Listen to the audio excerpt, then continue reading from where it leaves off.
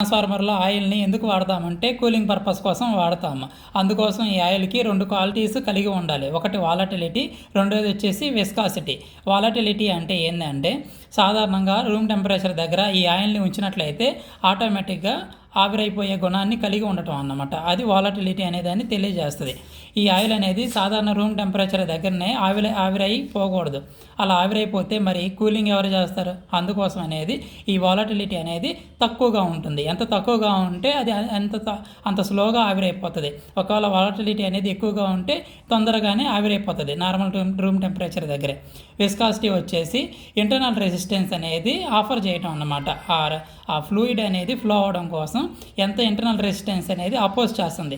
Internal resistance అనేది ఎక్కువగా ఉన్నదనుకోనా ఆ విస్కాసిటీ అనేది తక్కువగా ఉంటుంది.